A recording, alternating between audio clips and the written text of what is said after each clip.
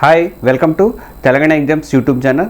ఈ వీడియో మొట్టమొదటిసారిగా చూసిన వాళ్ళు ఎవరైనా ఉంటే దయచేసి తెలంగాణ ఎగ్జామ్స్ యూట్యూబ్ ఛానల్ని సబ్స్క్రైబ్ చేసుకోండి. ఈ వీడియో నచ్చితే లైక్ చేసి మీ ఫ్రెండ్స్కి మిగతా సోషల్ మీడియా గ్రూప్లో కూడా షేర్ చేయండి.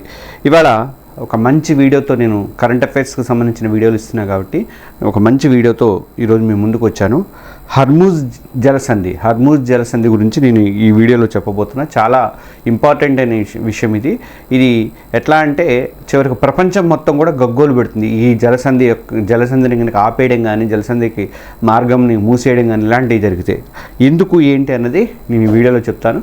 ఒకసారి ఇంకెవరైనా సబ్స్క్రైబ్ చేసుకోకపోతే సబ్స్క్రైబ్ చేసుకొని బెల్ ఐకాన్ని ప్రెస్ చేయండి. ఇజ్రాయిల్, ఇరాన్ మధ్య యుద్ధం రోజు రోజుకి ముదురుతోంది.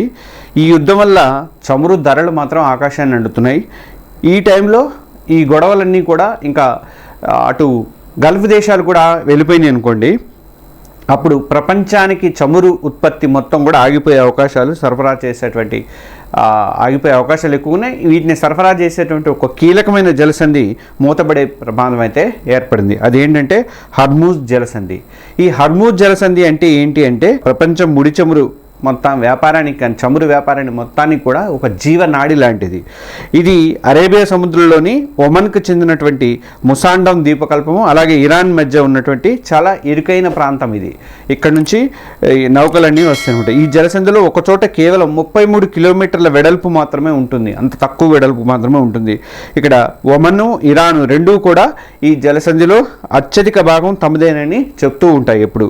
అంటే ఒకటి గల్ఫ్లోకి వెళ్ళే మార్గం ఉంది, ఇంకోటేమో బయటకు వచ్చే మార్గం ఉంది. ఒకటి వెళ్ళే మార్గం, ఒకటి వచ్చే మార్గం అనేది రెండూ ఉన్నాయన్నమాట.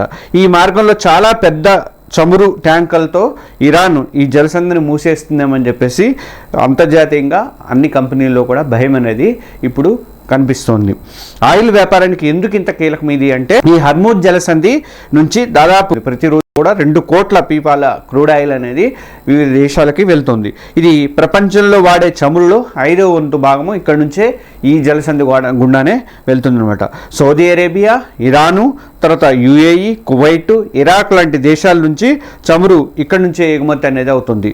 ఇక అంతేకాదు లిక్విఫైడ్ న్యాచురల్ గ్యాస్ ఎల్ఎన్జీ ఉంది కదా, ఈ ఎల్ఎన్జీ రవాణా కూడా ఇది చాలా కీలకమైనటువంటి జలమార్గము. ప్రపంచంలో 3వ వంతు ఎల్ఎన్జీ ఇక్కడ నుంచే వెళ్తుంది.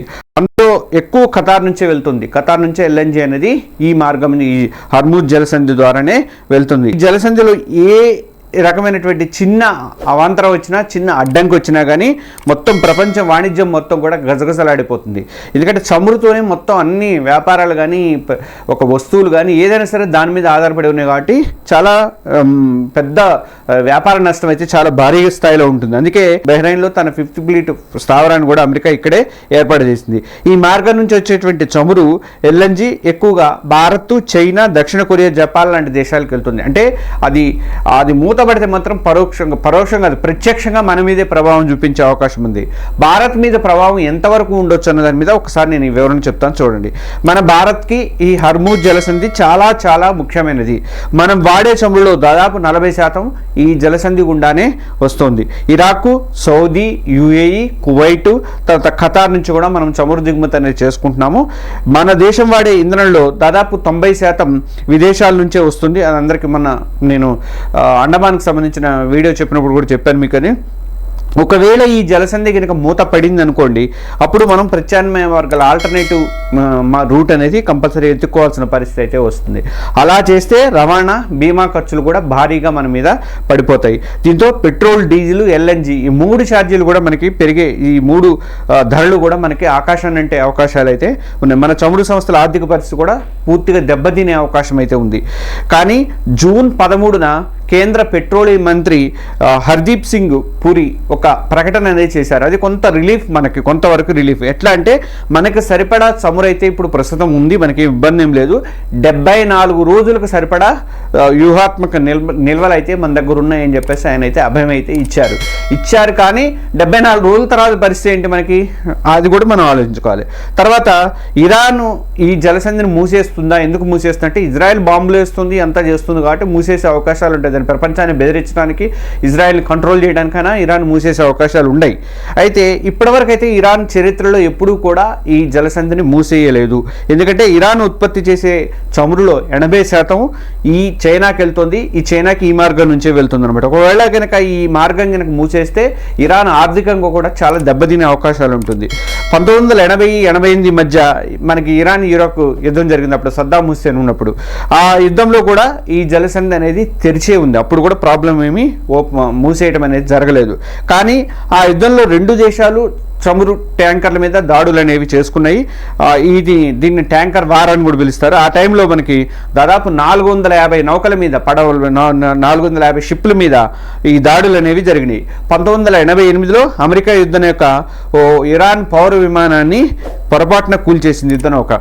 దీంతో 290 మంది ప్రాణాలు కూడా విడిచారు ఈ టైంలో. ఇదంతా జరిగింది ఎప్పుడంటే 1980 నుంచి 88 మధ్యలో సద్దాం హుస్సేన్ ఉన్నప్పుడు, ఇరాన్ ఇరాక్ యుద్ధం జరిగినప్పుడు అనమాట.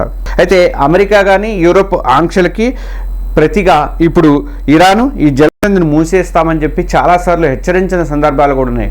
అణువు దాని మీద సంతకం పెట్టకపోతే చేస్తాము, అదని ఇదని నువ్వు కంట్రోల్లో ఉండాలని చెప్పేసి తరచుగా బ్రిటన్ కానీ, అమెరికా కానీ, యూరోప్ కంట్రీస్ కానీ ఇట్లా బెదిరించినప్పుడల్లా నేను మూసేస్తా బిడ్డ అని చెప్పేసి బెదిరించిన సందర్భాలు అయితే ఇరాను ఉన్నది.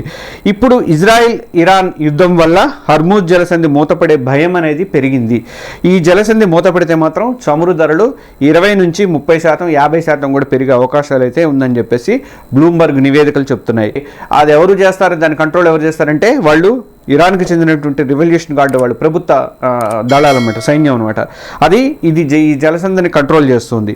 ఇప్పుడు అమెరికా 5th ఫ్లీట్ బహ్రెయిన్లో ఉండి ఈ మార్గాన్ని కాపాడుతోంది. అయితే ఇరాన్ గన్ బోట్స్, డ్రోన్స్ దాడులు చేసే అవకాశం ఉందని కూడా CNN హెచ్చరిస్తోంది. తర్వాత 2019లో ఇరాను ఈ జలసంధిలో బ్రిటిష్, అమెరికన్ ట్యాంకర్లను స్వాధీనం చేసుకున్న సంఘటనలు కూడా జరిగినాయి అప్పట్లో. అందువల్ల హర్మూజ్ జలసంధి మూతపడితే మాత్రం భారత్తో సహా ఆసియా దేశాలన్నిటికీ కూడా మొత్తం ఇంధన సంక్షోభం నుండి తలెత్తే అవకాశాలు అవుతున్నాయి. దానివల్ల మన ఛార్జీలు ఇవి కూడా పెరుగుతాయి, మనకి రవాణా ట్రాన్స్పోర్ట్ ఛార్జీలు పెరుగుతాయి. కాబట్టి నిత్యావసర వస్తువులు పెరుగుతాయి, ఆర్థిక సంక్షోభాలకు దారితీసే అవకాశం ఉంటుంది, ద్రవ్యోల్బణం వస్తుంది. చాలా చాలా పెద్ద ఎఫెక్ట్ అనేది పడే అవకాశం ఉంది ఆసియా దేశాలు, ముఖ్యంగా మన భారత్కు కూడా. ఇప్పుడు మనం 107 రూపాయలంతో కొంటున్నాం కదా, అది డబల్ అయ్యే అవకాశాలు కూడా ఉంటాయి. అందువల్ల ఈ సంక్షోభం ఎట్లాంటి దారితీస్తుందని చెప్పేసి భయం అయితే ఒకటి ఉన్నది.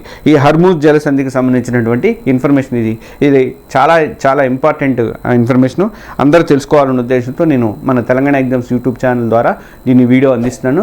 మన ఛానల్ని ఇంకెవరైనా సబ్స్క్రైబ్ చేసుకోకపోతే సబ్స్క్రైబ్ చేసుకోండి. ఈ వీడియోని మీ ఫ్రెండ్స్, ఇతర సోషల్ మీడియా గ్రూపులలో ఇలా ప్రిపేర్ అయ్యే వాళ్ళకి కానీ, మిగతా వాళ్ళకి కానీ నాలెడ్జ్ కోసం అని చెప్పేసి కంపల్సరీగా దీన్ని అయితే పంపించండి. మీకు ఇంకో విజ్ఞప్తి ఏంటంటే, మనం international news, national news, valuable ఇన్ఫర్మేషన్కి వీటన్నిటికి కూడా తెలుగు జర్నలిస్ట్ ఛానల్ ఒకటి, తెలుగు జర్నలిస్ట్ డిజిటల్ అనేది ఒకటి, ఈ రెండింటిని రన్ చేస్తున్నాము. దయచేసి మన సబ్స్క్రైబర్స్ అందరూ కూడా దాన్ని కూడా సబ్స్క్రైబ్ చేసుకోండి.